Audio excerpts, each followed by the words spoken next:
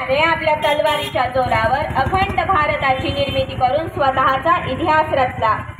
ही कहाणी आहे भारतवर्षाच्या एका पहिल्या सम्राटाची, ज्याच्या विषयी इतिहासात सगळं काही तर नाही सापडत, पण त्याच्याशिवाय या भारताचा इतिहासच लिहिला जाऊ शकत नाही।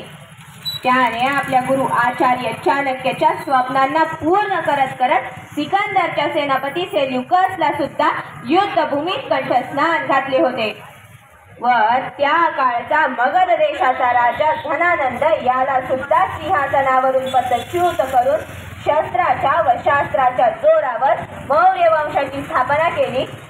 असा तो या भारत देशाचा पहिला महान सम्राट, एका मेंढपाळाचा, धनगरांचा सुपुत्र, ज्याने आपल्या तलवारीच्या जोरावर या भारताची धाक अख्ख्या विश्वात जमावली होती। असा तो या भारतवर्षाचा पहिला सम्राट चंद्रगुप्त मौर्य, ज्याने या भारताला नैतिकतेचे अधिष्ठान देऊन उच्च जीवनमूल्ये प्राप्त करून दिली।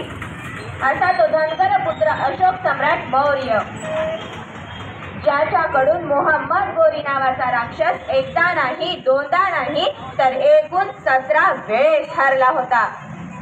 असा तो महान सम्राट पृथ्वीराज चौहान, ज्या महाराष्ट्राने मुघलांच्या वेळी शेकडो वर्ष विजय पाहिला नव्हता, तेव्हा त्या महाराष्ट्राला पुन्हा विजयाची परंपरा दाखविणारे हिंदवी स्वराज्य संस्थापक छत्रपती शिवाजी महाराज, स्वराज्य रक्षक धर्मवीर छत्रपती संभाजी महाराज, या अशा सर्व महान राजांना आज मी साष्टांग नमस्कार करते। तर संवर्धन म्हणजे शेती व संहार म्हणजे लढाई, या दोन परस्पर विरोधी जीवन क्षेत्राच्या खांबाभोवती 18व्या शतकातील मराठेशाहीचा गोफ विणला गेला होता।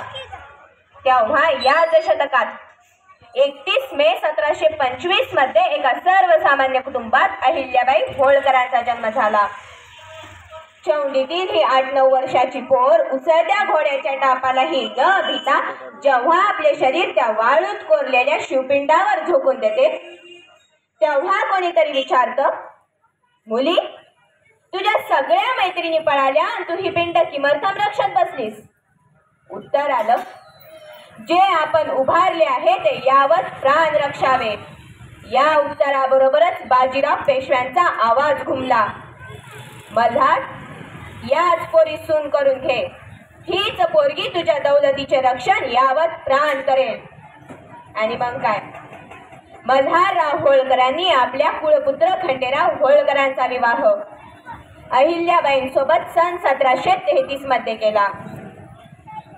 लग्नानंतर आपल्या सुनबाईचे व्यक्तिमत्व ओळखूनच मल्हारराव होळकरांनी पुढे त्यांना न्यायदान, युद्धशास्त्र, नीतिशास्त्र, राज्यशास्त्र, राजकारण यांसारख्या गोष्टींचे धडे देऊ लागले। मल्हाररावांच्या छत्रछायेखाली 15-16